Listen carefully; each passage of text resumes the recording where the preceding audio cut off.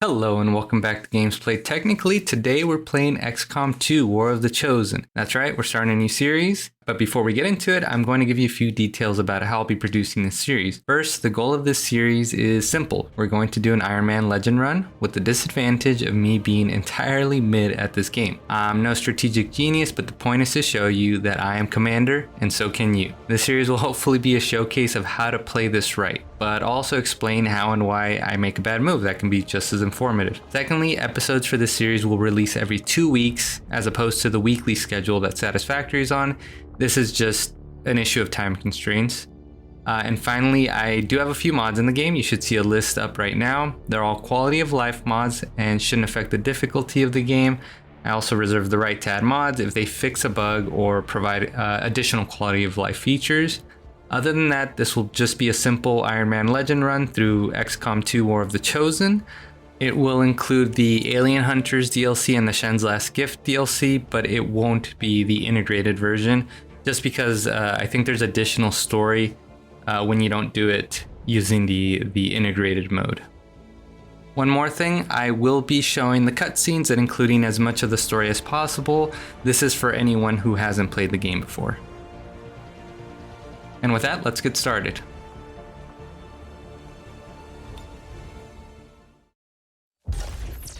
Accessing the feed now.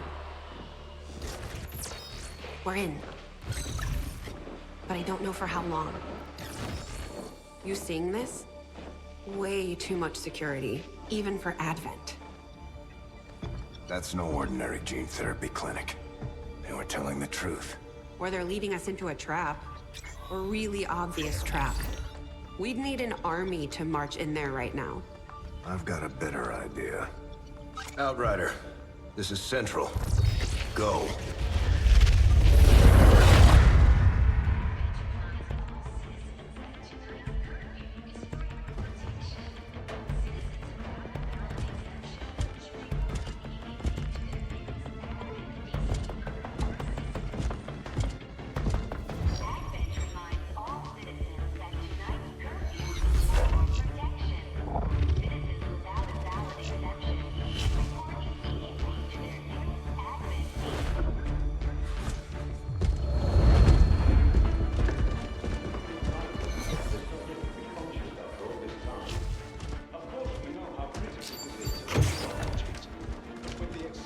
Timeline you placed upon us, mistakes are bound to happen. It wasn't our fault. Please! There's no need for any of this. I will do what you ask of me. I just need additional time. Did you say something?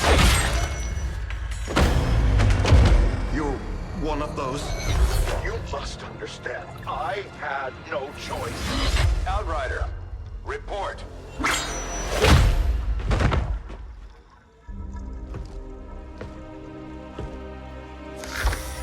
So, you do exist. Outrider to Avenger, I have visual confirmation. Are you sure? Reapers are always sure. I'll take your word for it. Cover your tracks and get the hell out of there. They can't know we were here. Yet. Understood. Now the real war begins.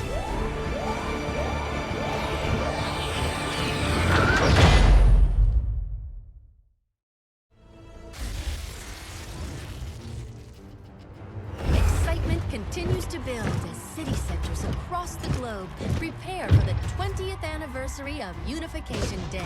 Thousands line up at the site of the Great Accord, celebrating the formation of the Advent Coalition. Keeping with their promise to humanity, 12 new gene therapy clinics will be opening in select cities by the end of the new year. Despite the attempted attack by fringe elements, operations at the new facility in Paris thankfully remain unaffected. In response to the unprovoked intrusion on the eve of our most beloved celebration, the speaker reaches out to us.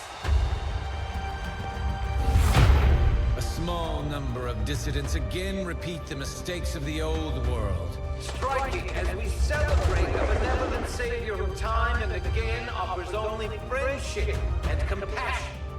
Yet these trivial actions could never break the bond between humanity and the Elders.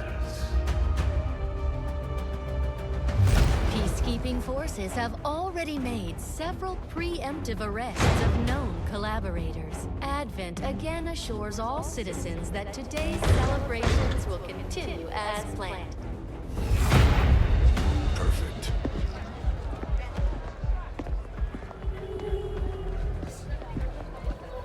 The Advent administration reminds you to report all suspicious activity to your nearest peacekeeper. Only together can we build a better tomorrow. Approaching position. You were right. They've definitely got their hands full today. Stay focused. Prep Gatecrasher. 60 seconds.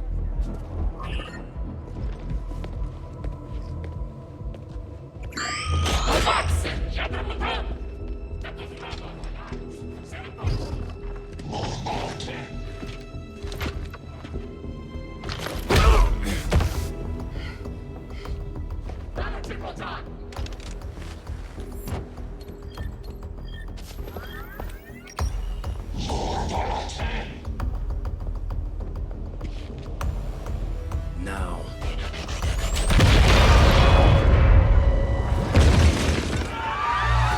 Signal received. Loud and clear. Okay, Gatecrasher. Your turn.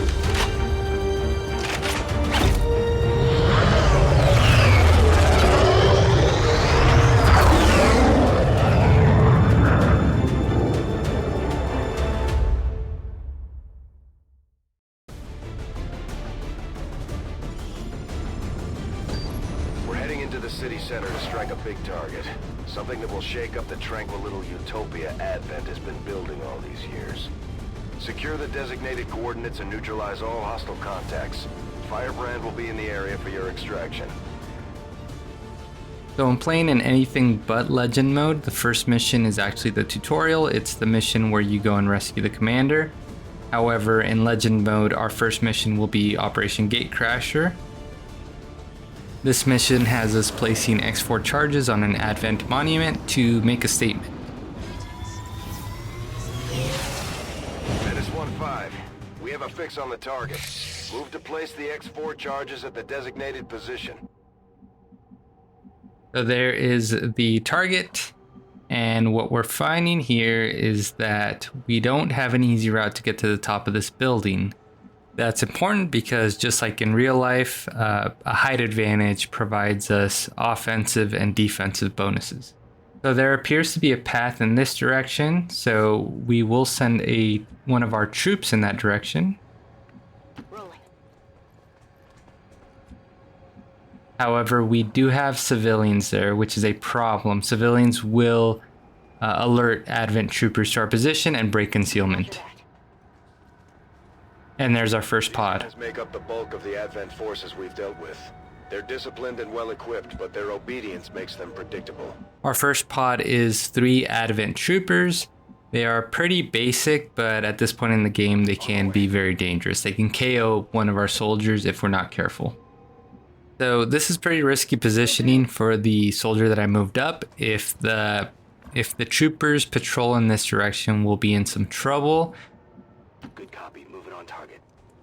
I do put some soldiers into cover and overwatch to maybe hedge the position that we're in. But honestly, if we get spotted, it's really kind of a dice roll whether this engagement will go well or not. Roger. I've got my eyes on. And the pod of troopers patrols away, which is really lucky for us. We'll see if that luck holds out.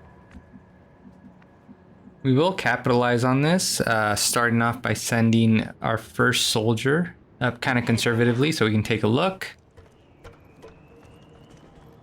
Ultimately, though, we do want maximum height advantage. Moving out. Although this is not the best positioning just because it's a little further away from the street, from the promenade down there. We'll move the rest of our soldiers up and hope that the pod of troopers will patrol back this way so we can ambush them. Will do.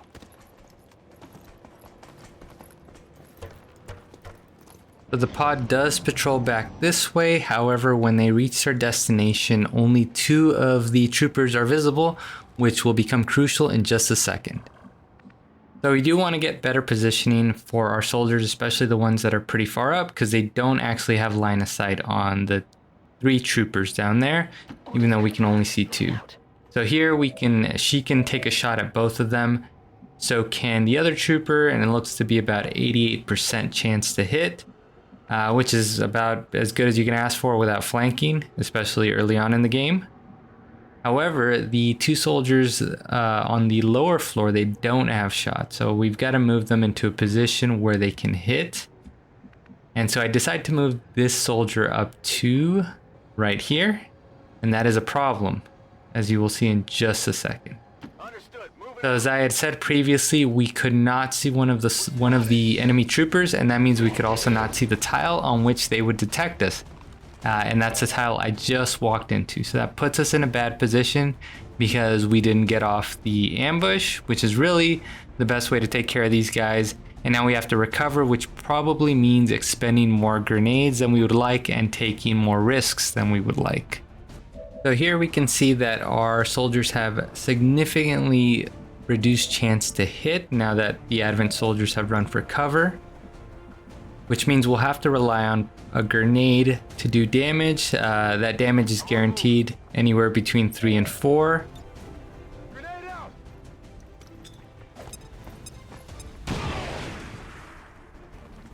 And it also removes cover when it hits, which is great for us. It would have been better if it had done 4 damage, as that would have killed that trooper outright. And now we have to expend an action to kill him. Luckily, our odds are pretty good because now that he doesn't have cover, he does show up as flanked, which increases our chance to hit up to 96%. And we hit. That's 1 down, 2 more to go, and our soldier earns a promotion. So 66% is not great, but we get lucky. He also gains a promotion. We are seeing if we can hit that soldier just under the terrace there with a grenade, and that looks to be the sweet spot. So again, grenades are guaranteed to hit, but we only have so many of them. But luckily we get 4 damage on that hit, so we clear that pod. However, we did have to expend 2 grenades, so not great. We didn't get our textbook ambush. That sucks.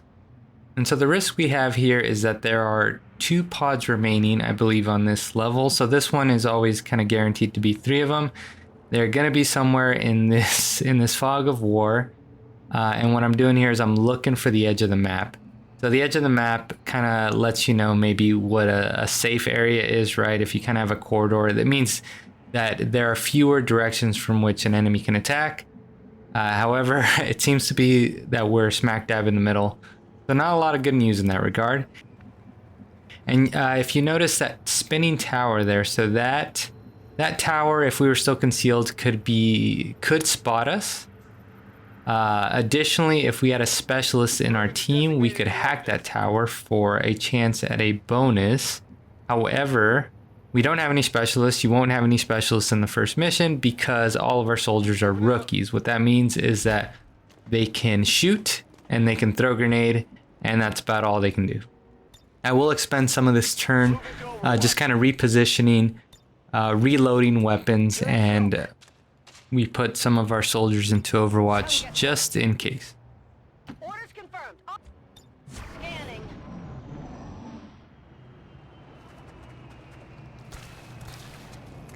Although they bear some resemblance to the sectoids first encountered during the invasion, their genetic structure now includes human DNA. They are stronger than ever, with an even greater psionic potential. So this pod has a trooper and a sectoid. So this is probably less dangerous than the pod of 3 troopers, mainly because the sectoid is most likely to, on their turn, to either raise a zombie or do mind control. And although that can be pretty dangerous in certain situations, in one like this, it's not terrible, right? The worst case scenario is that they shoot with their blaster, and that's pretty unlikely. Still, we want to try to take them out this turn rather than give them a chance to respond. So what I'm thinking here is that my best option is to just pull back the soldier that I sent forward. The reason for this is that they also have a max range on their weapons, so they would have to come in our direction, right? This gives us the advantage because we are already at a greater height than they are, right? We have a greater chance to hit and they have a reduced chance to hit us. And it does mean we can put some soldiers into Overwatch and hopefully land some hits as they move towards us. However, we will have to risk some shots. So even though it's a reduced chance to hit, it's still a non-zero chance to hit. As much as possible, you want to avoid giving them any opportunity to hit.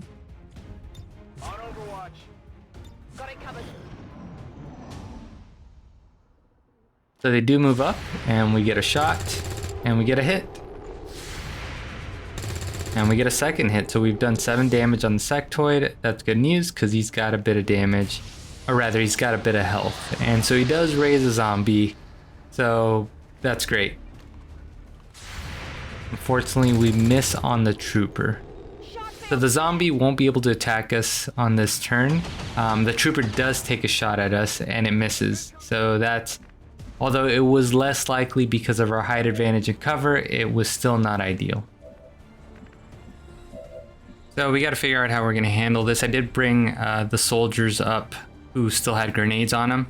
We'll need to get them close if we want to use them. Orders confirmed. Moving out. No respite for the dead. The aliens have found a way to mind control them now.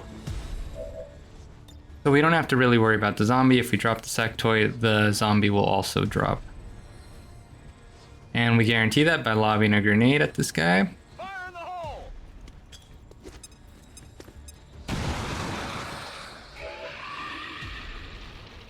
However, we still have this last trooper to deal with at full health.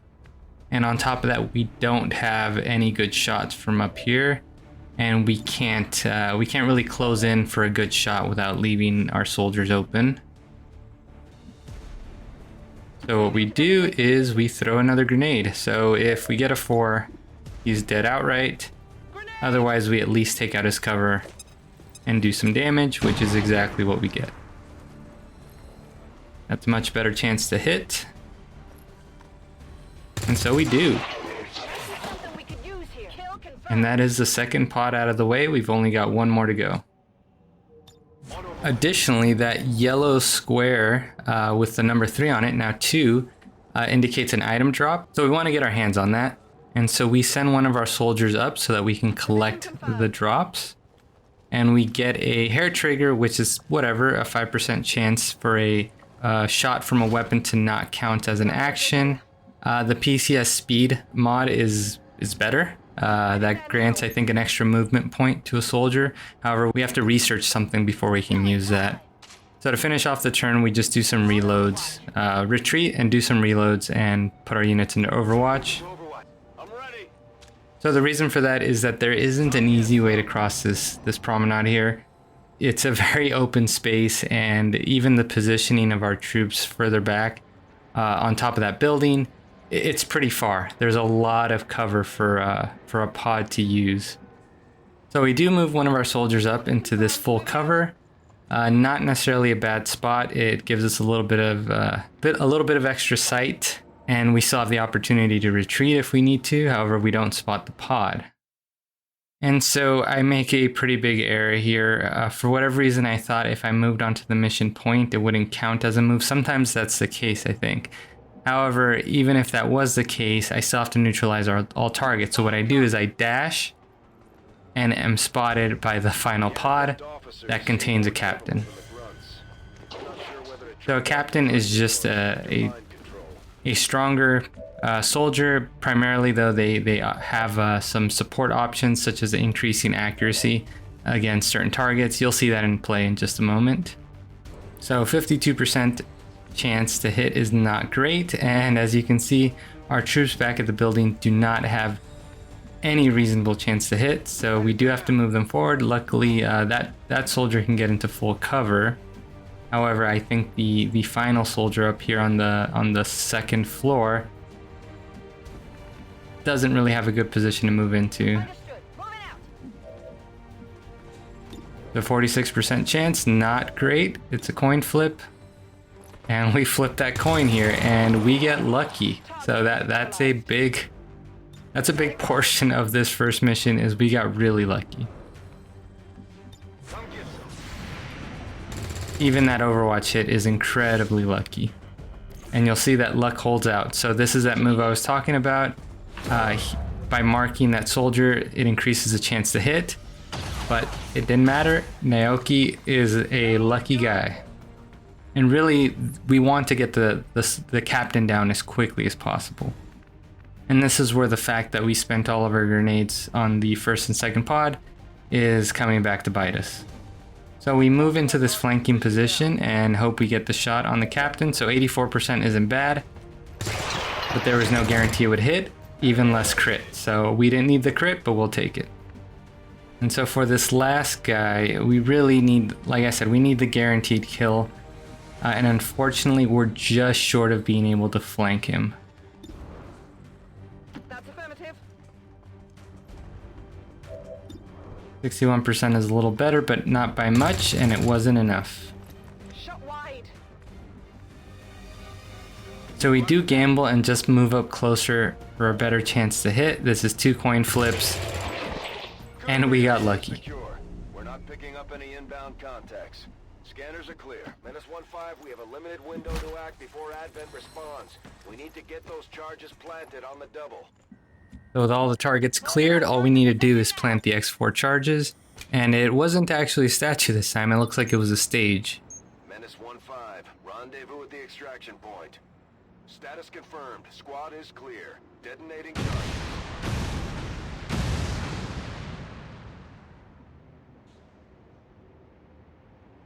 And so despite our trouble, it was a flawless mission. And of course, we're gonna take our first mission photo. This is a fun feature that XCOM 2 has. After every mission, you get to take a photo with the squad you brought along. And I think this one looks good.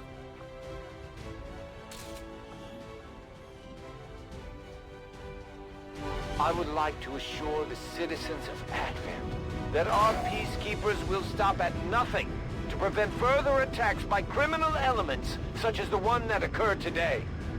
The Elders have total faith in our ability to overcome any and all threats to our peace. So here we get a short after mission report, and despite the fact that Naoki bumbled into that first pod, he still dealt the most damage. And so I'd avoided kind of mentioning any of the rookies' names just in case they died. One by one, we're evening up the score, Commander. Good work out there. Just like it sounds, our sharpshooters engage enemy targets with pinpoint accuracy from extreme range. They're also trained in pistol marksmanship for the occasional close encounter.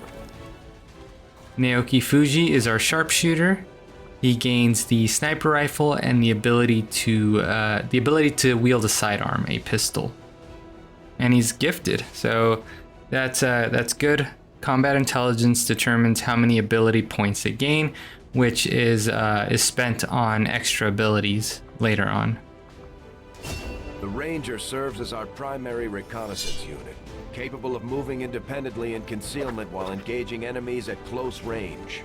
Dmitry Lebedev is our ranger. He gains the shotgun and the ability to use a machete as a melee weapon.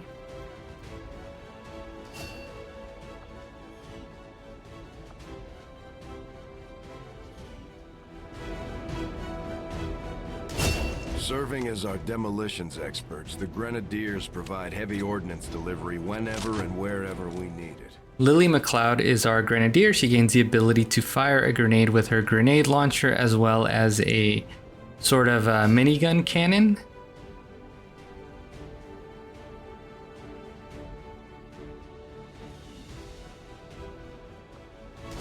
Operating some of our most advanced equipment, specialists deploy robotic drones on the battlefield that can be outfitted with combat or field medic. And finally, we have our new specialist, Jueju. She gains the ability to use her gremlin to provide aid protocol, which grants extra defense to a squad mate for 1 turn.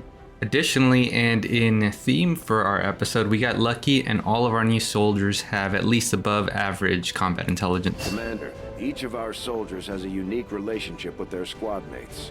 As they complete combat missions together, their compatibility will grow and can eventually develop into a lasting bond. And finally, there is the soldier bondmate mechanic. So this allows two soldiers to form a bond once they reach sufficient cohesion, which grants them an extra ability. And we'll have to figure out how we pair them up. And here we have our item summary. So we have the aforementioned hair trigger and speed mod. We also have these alien corpses that our soldiers helpfully put in their pockets to bring home.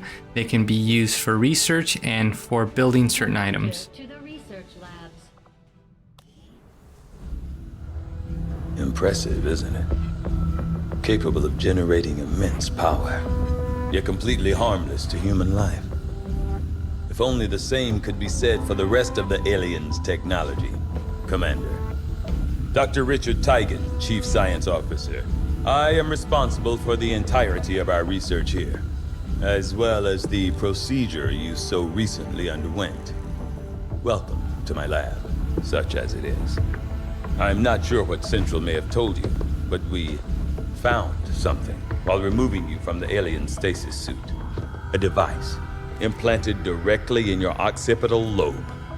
Had I access to the equipment available to me during my tenure at Advent, I would already know the precise nature of its function.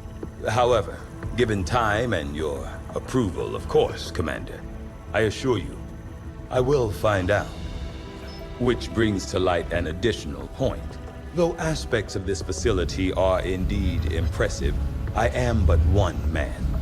Were you to direct additional support personnel and resources to me, I could substantially improve the speed of all our research.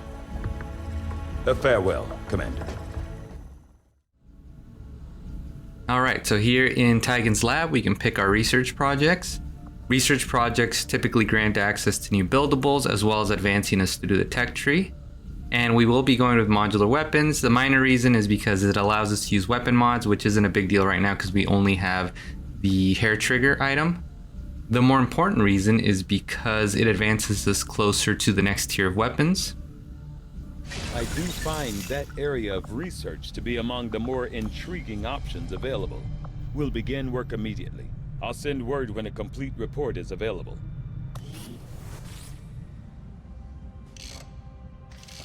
Okay, reworked your repulsors with some of the parts I salvaged from their old engine. Should fix that stabilization problem you had. Come on, Rover. It'll work. Commander! Getting our tech to talk to theirs is harder than you'd think. Lily Shen, Chief Engineer, at your service. You were probably expecting to see my father. In all that's happened, I'm guessing Central didn't tell you yet. He's gone. Dad gave everything he had to get us this far. This entire ship is his life's work. I know he would have loved to show you around the place himself. He used to talk about you a lot. You can be sure I'm ready to finish what he started. Might not look it, but from here, I can fabricate pretty much anything you come up with. And with a little more help, well, you'd be amazed with what I can do. It was an honor to finally meet you, Commander. Teigen researches what we can build, but it is Lily Shen who actually constructs items for us. And to start, we are going to build one flashbang. Can make in combat, Commander. With a few supplies, I can manufacture anything we need in no time. There's room for us to expand our facilities on board the Avenger, Commander, but we'll need more engineers to clear out space for construction first. This screen provides us access to the base building mechanics, and to start off with, we want to build a guerrilla tactics school, primarily because it'll allow us to increase the number of soldiers we field on a mission. It will cost us 100 supplies and use up 3 of our power supply, but it's worth it for the bonus. Commander, good to see you on your feet again. Welcome to the bridge, the nerve center of our operation. The aliens have our entire world in their grip. Advent controls everything. Government, communications, industry. Not to mention the military. And it's on us to take it all back. Resources and time are tight, Commander. It'll be up to you to decide how to best use both. The ship is yours. So the bridge is the control center for XCOM, and it is the means by which we can direct the Skyranger to move around the map and to scan points of interest. And so to start off with, we only have the option to scan this resistance rumor, which will grant us supplies once we're done scanning it. Once we begin scanning, time will progress at a much faster pace, so we do want to keep an eye on that. Commander, we're attempting contact with a local resistance faction known as the Reapers. These people like to keep a very low profile, so it may take some time before we hear back. While we're waiting, it might be worthwhile to scan the area for additional supplies and resources. You never know what we may find out there. Commander, one of our resistance contacts just tipped us off to a site that may be worth investigating. Commander, the Avengers' remote scanning capabilities will help us search the area for clues or other resources. It's going to take some time, though. We've got a lot of ground to cover. I think you will find our results have exceeded expectations. So Central and Tigan had a bunch of stuff to tell me, not the least of which is that we have finished researching modular weapons. So again, this means that we can install weapon mods, not a big deal, but it also moves us forward in the weapon tech tree.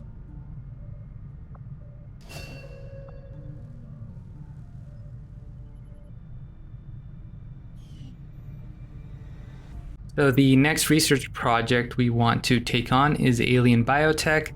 This will advance the plot primarily, which will move us closer to being able to gain access to the special faction soldiers, as well as enabling us to fight the Avatar project, which is the final goal of Advent and the aliens. I will send word as soon as we have something of note. I certainly admire the courage and tenacity displayed by our troops in the field. They face a well-armed, well-trained enemy, and yet they never waver in their loyalty to the cause. And so we have finished scanning this point of interest, which is great. It grants us 50 supplies, which makes up for the 150, I think, that we spent on the flashbang and the guerrilla tactics school. And so this is our next point of interest. It'll take 6 days and we'll get rookies, which honestly we're not in great need of, but it's the only option.